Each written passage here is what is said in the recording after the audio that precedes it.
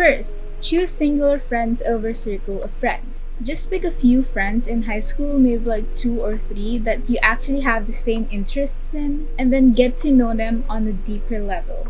I've made the mistake of trying to get to know everyone, to just talk to everyone in the hopes that I would make like a big circle of friends. But really, it was just so weird that I did that because it was just exhausting. And most people that I've talked to before are not even that close to me anymore. I only have like a few friends that I'm actually talking to right now that I met in high school. In the early years of high school too, I would categorize people into like the popular ones, the not so popular ones, and the low keys.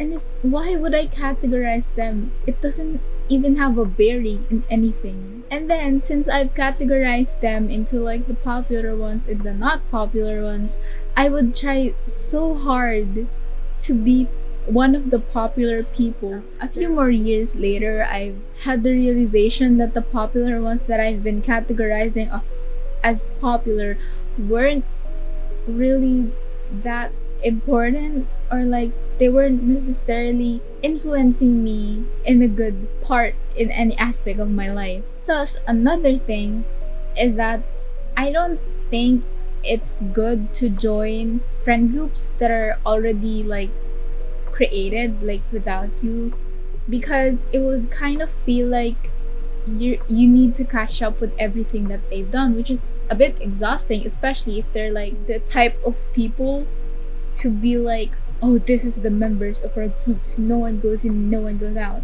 When I tried to do that, I just kind of felt exhausted because I didn't necessarily like each and every one of them. Sure, I might have talked to this person and I like them, but I don't need to know every friend that they have too, you know? I'm okay with just being friends with this particular person in that friend group. And second, focus on your hobbies and integrate it in your academics. You won't have a lot of time in high school, especially if your class runs from 7 a.m. to 5 p.m. 11 freaking hours, because that's what I experienced, and it's hella crazy that it's even legal. What better way to do your hobbies in a way that you're also not wasting your time per se to just do your academics. For example, you like designing and anything artsy, you can integrate it by using those hobbies of yours in creating your output. Like maybe you could put on designs in your essays if your teacher allows you.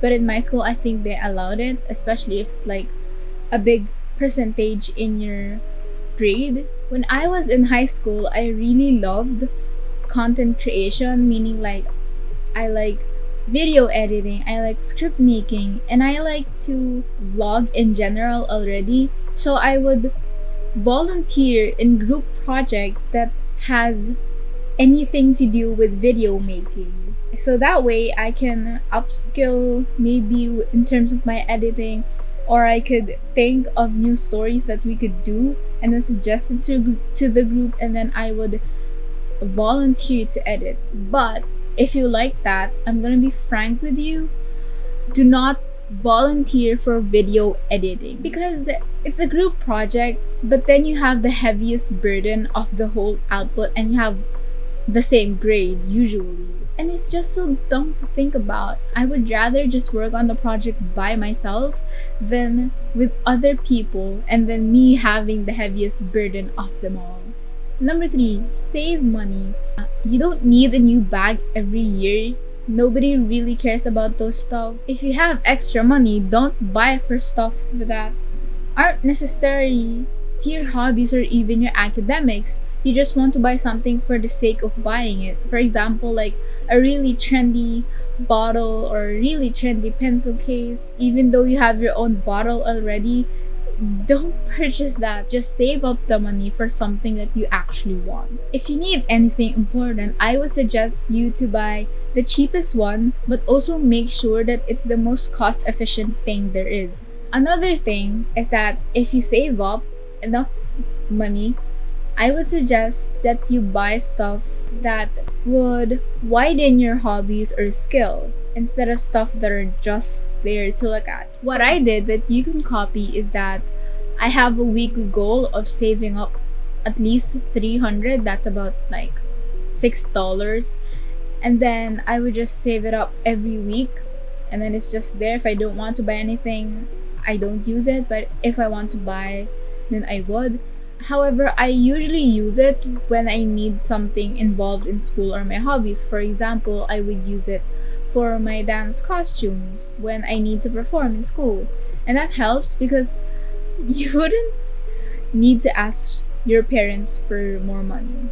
Though I've used the money for like stupid purchases before, you know. Number 4, don't be the pervert, the weirdo, or the toxic person.